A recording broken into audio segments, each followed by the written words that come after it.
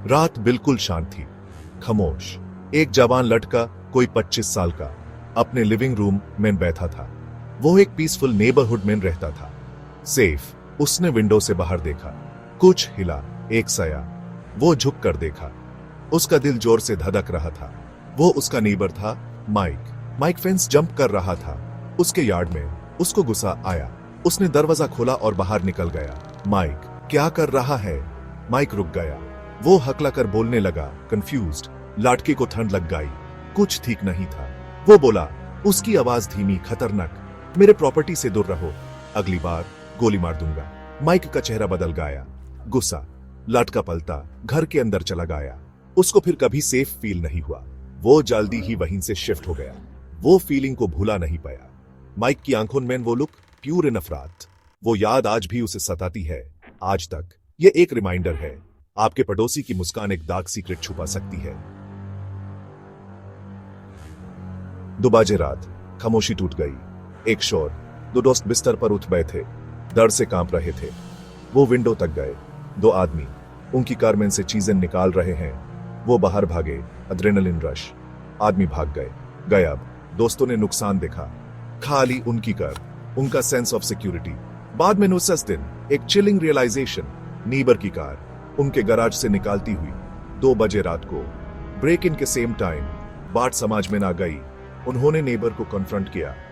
उसकी आंखें इधर उधर घूम रही थी, इवेसिव, सस्पिशियस। अनहोन पुलिस को रिपोर्ट किया, थीव्स की पिक्चर्स दिखाए। एक ने टोपी पहनी थी, बिल्कुल उनके नेबर जैसी।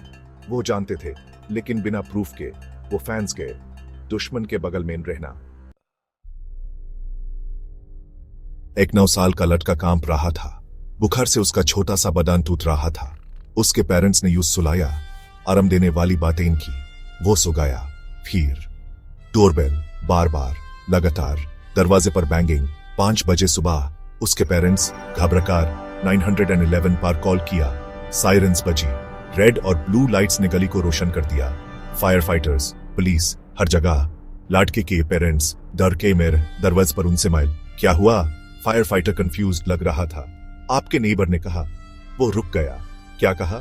फायर फाइटर ने गले को साफ किया। आपके नेबर को धुआं की स्मेल आई। सोचा आपका घर आग में लग गया है, लेकिन कोई आग नहीं थी, बस एक नेबर घबरा गया, सिगरेट की वजह से शायद। सेक्शन 4, छुपा हुआ राज। एक नई फैमिली अगल वाले घर में शिफ्ट हुई, फ्रेंडली, मुस्कुराते हुए। नेबर्स ने उनका खुले दिल से स्वागत किया, लेकिन कुछ अजीब था।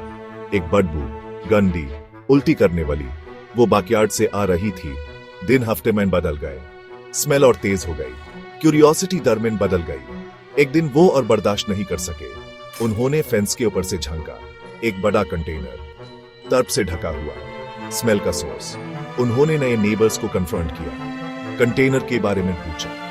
नेबर्स की मुस्कान गायब हो गई। उन्होंने कुछ नहीं कहा, बस घूरा, ठंडे खाली आंखों से। बदबू बनी रही, एक दरवानी सच्चाई तर्प के नीचे छुपी हुई।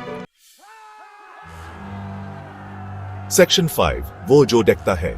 Annual block party, community celebration, music, हंसी, खाना। नेबर्स मिल रहे हैं, एक्सेप्ट एक की, मिस्टर ग्रेसन।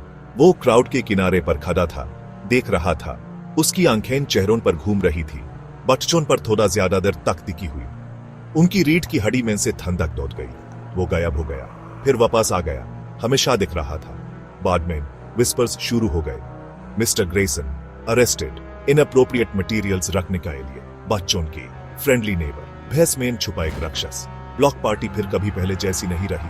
हंसी की जगह बेचैनी, उसकी नजर की याद, अनफॉरगेटेबल, चिलिंग।